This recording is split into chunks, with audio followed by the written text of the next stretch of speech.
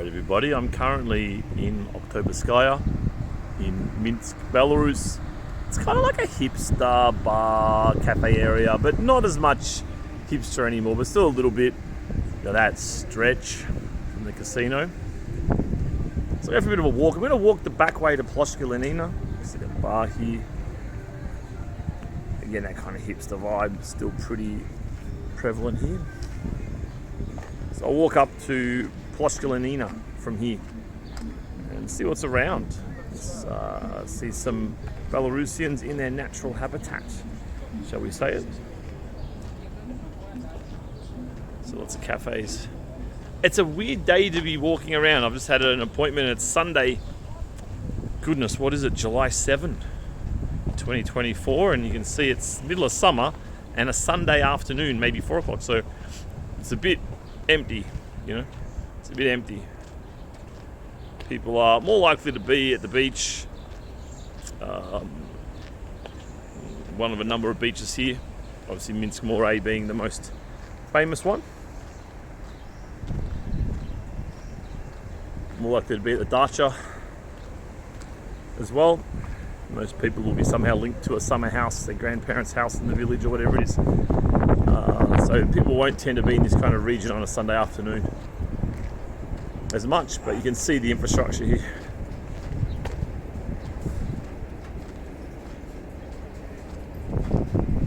The usual, these things are really popular in this part of the world. See, they hit the ball here, no doubt you know this. The usual obichna, yeah, half a ruble to play. The old air hockey as well. It's pretty common here too. But yeah, be quiet because it's a Sunday. Doing the out and about thing, enjoying the warm weather. The usual. You can see there the light of the stadium, Dynamo. We'll walk left. I'll try not to get lost. I've walked the reverse way from Ploshka Lenina to here. I was going to get the metro, but by the time you get the metro, it's like one stop, and then you get off, you swap over one more stop. It's like, I'll just walk. Really, it's probably about the same time, maybe even faster actually. It's actually probably faster to walk. The inner city of Minsk does send a link to get it pretty well. Oktooabrskaya is quite accessible from both Lenina. Indeed, if you just follow this street straight down, you'll just end up in Lenina. It just literally follows through, walk through the park, past Dynamo.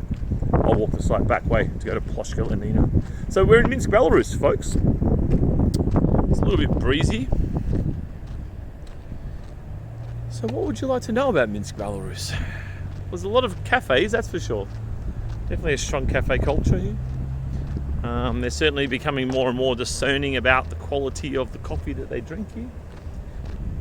And although cafes, they're still popular in the summer, but in the winter, that's kind of what you do. Like, otherwise it's like minus 20. Minus 10, minus 20. So you kind of often just go to cafes to go to the house. That's kind of how it works. In the summer, you got a lot more options. At the moment in Dynamo over here, there's the football stadium at the end here. There's a concert today, and there's often it's concerts and different festivals and stuff in Dynamo. At the moment, the Euro Championships are on, so last night you could go there and watch England play Switzerland, and I think it was the Dutch versus the Turks in Dynamo. Although sport's not super popular here, like in terms of like playing sport, compared to Australia anyway, I should say. And people don't seem to follow any of the local leagues at all. Seems to be zero interest in this kind of stuff. They don't even follow like most people will not heard of Azarenka, but what's the girl's name that just won the Australian Open tennis? Oh man, it's Zabalenka, I think it was. Is that Zabalenka? Like no one even knows who this is. Just won the Grand Slam tennis tournament. No one knows. No one cares. It's just not in the culture too much.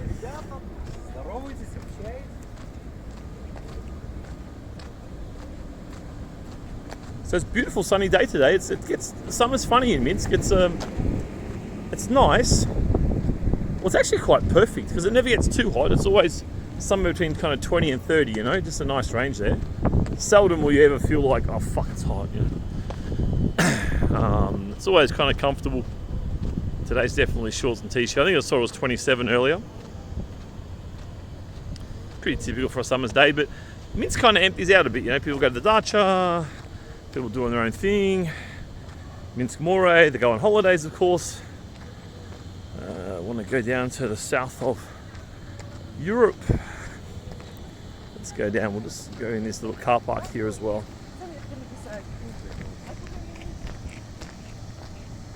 Quite a lot of Russians around. I'm not sure if they were Russian or not. I can't tell. They might have been.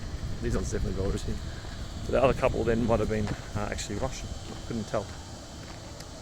Russian-ish. There's a lot of Russian tourists here at the moment, of course. A lot of Chinese, man. The Chinese are moving in. The West's kind of cut off Belarus, and Belarus is being integrated more and more with Russia, more and more with China, and anyone else who wants to play around, right? That's kind of what's happening. So I think we can go left here, guys. Chuck a lefty here. As I say, I haven't walked this direction before. Yeah, this is it, I reckon. So Minsk is very clean and very safe. These are the two things that tourists will always tell you. Very clean and very safe. And this is all very true. You go on the right side here. Etiquette in Belarus is always walk on the right side. Always walk on the right side. Drive on the right side, walk on the right side. In my country, we stay on the left side. And I still have this instinct, after 2 years of being here, I still have this friggin' instinct of walking on the left and someone's trying to walk on the right and then we walk into each other.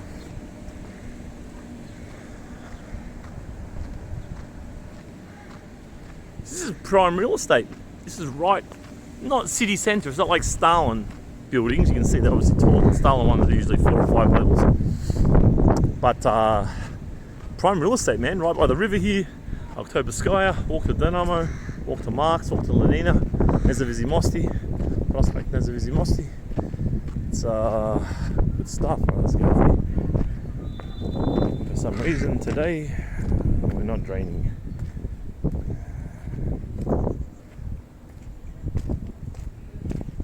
But as you can see, you'll never see any rubbish. It's unusual to even see this overgrowth, to be honest.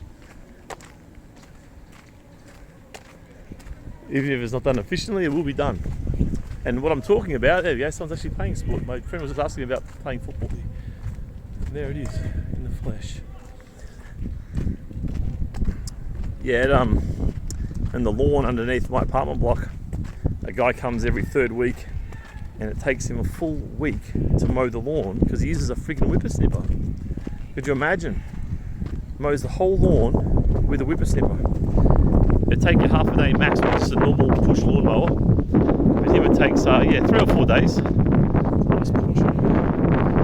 or 4 days to mow it with the whippersnipper. It's freaking insanity. It's so inefficient. I don't know what's going on, to be honest. It's craziness. But it will be clean and it will be well trimmed. This is kind of like the back way. So you got the little river here. Looks like some bloke's fishing there. Guy with the military uniform.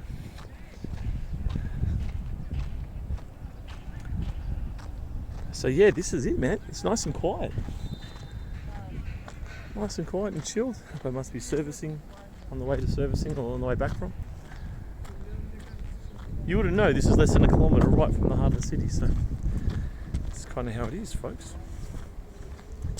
So yeah, it's summer at the moment, and things get a bit quieter, quite frankly. I mean, people are out and about. If you're here, you're out and about, right? Like no one's at home, whereas in the winter, more people are here, but everyone's at home. Doing not much. Staying warm, complaining about the cold. The lady with her grandkid.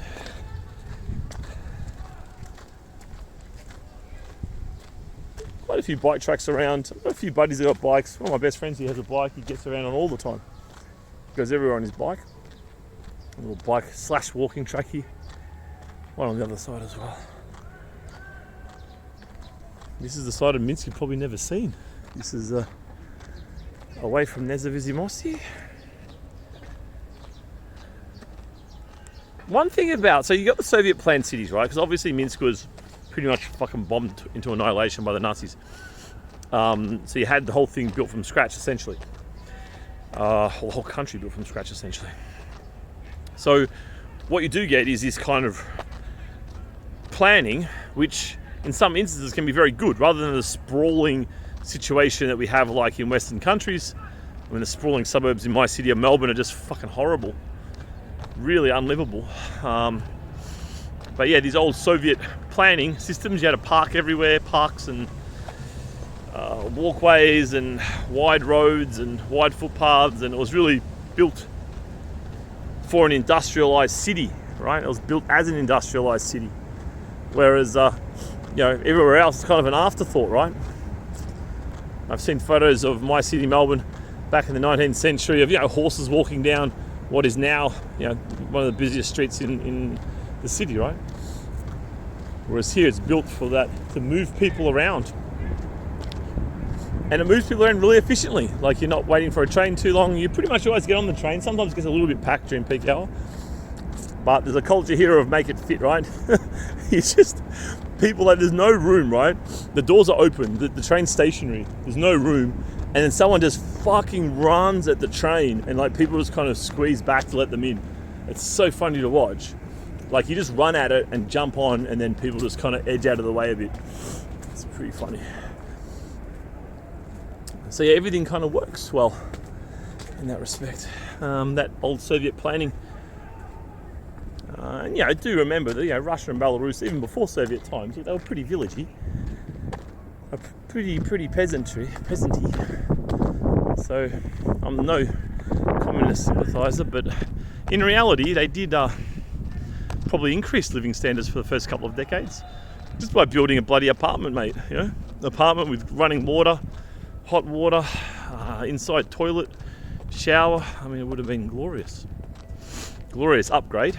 I'm sure there would have been quite a bit of popular support. Not that you had a choice, but we never really have a choice, do we? Let's face it. Whether or not we want to pretend we do or don't, whatever. But yeah, there would have been some kind of popular support for it back in the day. And the lasting effects of it are quite profound, I have to say. Geez, this is pretty funky. This is a nice one. I'm pretty sure it's this way, folks. Oh yeah, where that girl is up there, that's where we want to go. So this is literally 500 metres from the busiest streets in Minsk. You wouldn't know. They just kind of park any direction. Vajna. Alright, let's go with these girlies. So that's literally Dynamo Station right there. Okay, we'll probably walk that way. Oh no, we'll go this way. Walk up here. In fact, you know what? Let's just go that way. And then I'll just try and wing it. I think I'll just wing it and get there.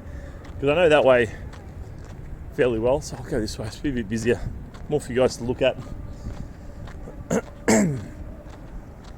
Yeah, so Soviet planning has made it a very functional city. You know what I mean? Like, it's, even though there's 1.8 mil, whatever there is now, the number itself is contested due to a whole lot of reasons that you're probably aware of. You probably do note that I don't really talk about politics on the channel. I'm not particularly strong on either side of politics, but I certainly have an opinion and ideas around these things, but I just question whether it's particularly useful in my situation to discuss these things. And they tend to be very polarising. The people that care about politics care because they've been utterly brainwashed in one direction or the other, right? So you can't like politics. It's very unusual to like politics but not be like full on addicted to one side. So any political discussion ends up being just idiotic. Good example, yesterday I was speaking to a guy, a Belarusian guy, who I know fairly well. He's certainly an unusual fella. And he was telling me how bad Putin is. I'm like, well, yeah, these things are more complicated, mate. It's the power structures in the world and the power structures within Russia and the region. I mean, these things are complicated, right? It's not just always so black and white. But he didn't want to hear it at all. So I was just calm and relaxed, like, okay, whatever. Yeah, you've just whatever, copy and paste shit. That's fine. These guys are Russians for sure. Definitely Russian tourists. 100%. You can tell by their dress. You can tell by their accent. They have a much rougher sounding accent. Belarusians speak quite softly. Same language, obviously, both speaking Russian, but they're absolutely, definitely Russians.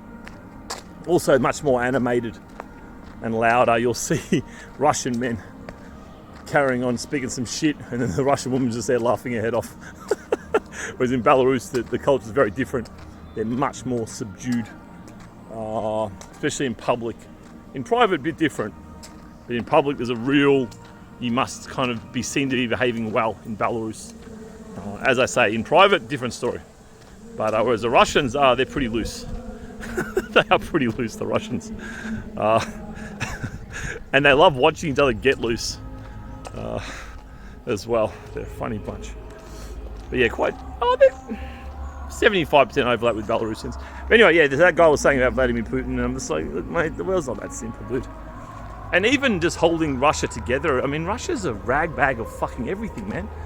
Like, you want to try and keep that stuff just functioning. I mean, I don't understand how Russia even survives as a country. It's got everything going on in there. Different ethnicities, different oblasts, different power structures, money flowing from one oblast to another.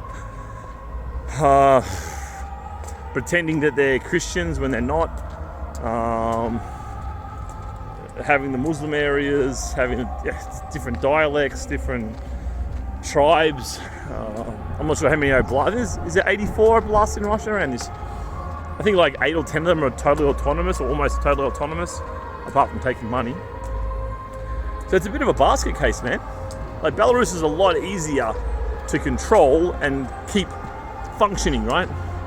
Belarus, much smaller, much more homogenous, much more placid people, much more centralized power structure. It keeps things, whether or not that's a good thing or not, that's up for you to decide. But the point I'm simply trying to make is that it will keep it stable and functional. Whereas Russia, you know what I mean? It's a wild place. I mean, people are quite civil most of the time, in most places, but it's just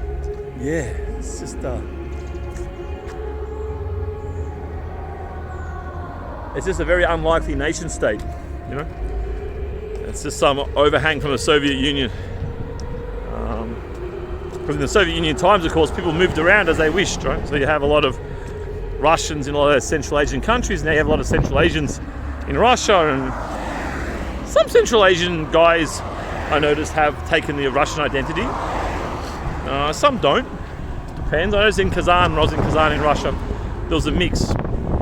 Some were happy to call themselves Russian and speak Russian. Some were like, oh no, we're Kazakh first. Tatar first. Not Kazakh, obviously. We're Tatar first. But kind of Russian, we speak Russian, but blah, blah, blah. So you kind of got this, this is all overhang from the Soviet time. I mean, that's kind of a lot to do with what's happening in Ukraine now, right? You got the Russian area of Ukraine having difficulties with some Ukrainians over time. That seems to be part of why that's happening. Possibly, probably, I'm not sure, one of those. But yeah, you have this mix. Whereas Belarus is just freaking stable, man. Even though, look, they might not even like each other that much, everyday Belarusians, but they definitely have a good social etiquette, Like, you know what you're going to get from a Belarusian. That can also get boring. Sometimes it feels like you're speaking to an AI-generated zombie sometimes, But that's their politeness. That's must be officially polite, must behave this way. So you kind of get that same, especially as a foreigner, you kind of get the same thing. Same behavior, same whatever. Whereas in Russia, you don't know what you're going to get. You could get anything. But generally well behaved. I think, I don't really care that much, but I do think that Russians probably on average get a bad rap. Worse than they deserve. I've met some pretty wild ones that are a bit of a pain in the ass, but generally they're pretty good, man. I think the average Russian is not as bad as they're being painted out. But as I say, you do get some outliers there that are pretty fucking loose. So we just cut out there somewhere. I can't see the screen because it's so hot and sunny and glary. I can't really see the screen. I just noticed it turned itself off. Maybe it overheated a bit. I think my phone's actually getting quite full. Got too many videos on there. So apologies for that. I don't know what you missed. Anyway, we're walking up towards Ploshka Lenina. So that literally means, if you don't speak Russian, Lenina is Lenin, and Ploshka is like square or area of Lenin. So in English would be like Lenin Square. In Russian, square of Lenin. And of course, because of the grammatical system here, the padage, we would add an A to the end. That's a Lenina. That's Ploshka, square of Lenina in Russian. Oh, I think I know. No, I don't. I can just keep walking this way and it'll sort itself out. I've just gone a different way. This is unusual looking for Belarus. Usually it's more grassy. A bit cementy. With that real business, fake business garden vibe about it. I think that's, oh yeah, that's a Vauxhall there. Alright, let's cross one of these. Whichever goes greens first, we shall cross. Actually, just go this one, it's easier.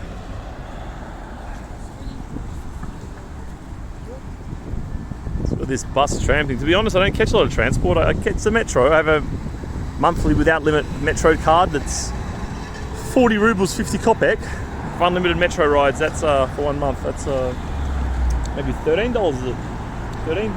$13 unlimited metro rides. So I don't actually catch the buses and stuff. If I do, if I'm with somebody who knows what they're doing, I'll go with them. Otherwise, I tend to get taxis. You can get from one side of Minsk to the other. 10, 12 rubles will get you a long way. I think a 20-minute trip would be typically 10, 11 rubles, unless it's peak. If it's peak, then it might be maybe 20 rubles, maybe $6. For like a 10 kilometre, 20-minute trip. This guy's vaping away. All right. Hope it goes green one day. There we go. So yeah, this isn't the heaviest foot traffic part of Minsk, but yeah, we are pretty close to the centre. Pretty close to the centre, and it's just like this all the time. It's just always kind of empty. If you want it quiet, this is your place, man. There's a couple of busier streets, but nowhere's ever that packed, and it's a mixture of just not having that many people, and also just, again, the Soviet infrastructure was focused a lot on dispersing people around evenly to make the whole thing work, instead of having these pressure points like we have in Anglo cities, traffic pressure points. They don't really have them as much here. People are spread out more and more functional within their own neighbourhoods. That was a big part. That what's been spoken about as a 15-minute city in recent years.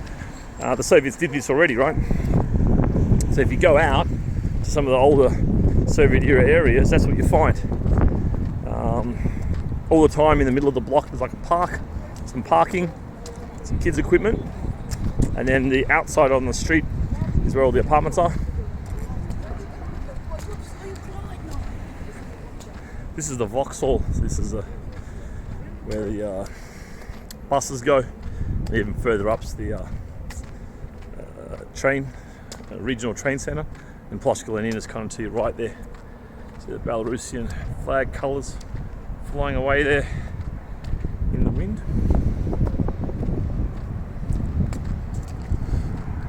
So yeah, you have this kind of disbursement of traffic, of foot traffic. You know, there's a centre, but not really. I guess you'd almost call Nemiga the centre. It's probably the biggest part. Nemiga station down to Galileo. That's probably your heaviest foot traffic area. A little bit Lenina towards Nezavizi Mosti, and a bit on Nezavizi Mosti, but really not that much.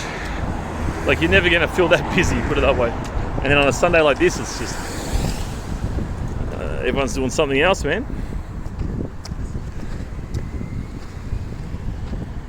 Alright, so we're going to try to get across here. I don't really quite remember where I am in terms of where I should go. Oh no, I should go left. Galileo's just here. I'm going to go to Galileo. I love the Tiri in Galileo. I love this cafe. It's got a good look, a good view of here. The Vauxhall Lenina is just down there.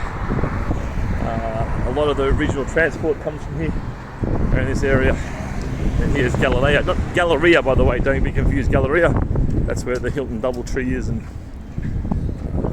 the transactional side of life down there, if you know what I mean. Whereas here it's a bit more local. Galileo.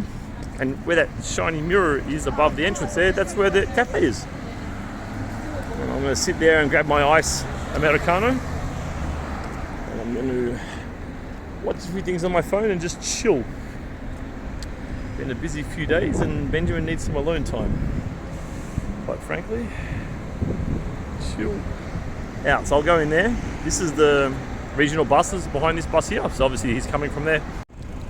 Alright, we just cut out again. See, my phone's playing up a bit. So I'll say goodbye to you guys. I hope you enjoyed the walk around. I'm going to do a few more videos. I'm just basically going to whip out my phone whenever I'm walking. So I'm just going to whip out my phone and just chat to you guys and get a bit of a backlog so you guys can check out different areas of Minsk, different times of the year, see what's happening. So for now, I'll say goodbye. See you later.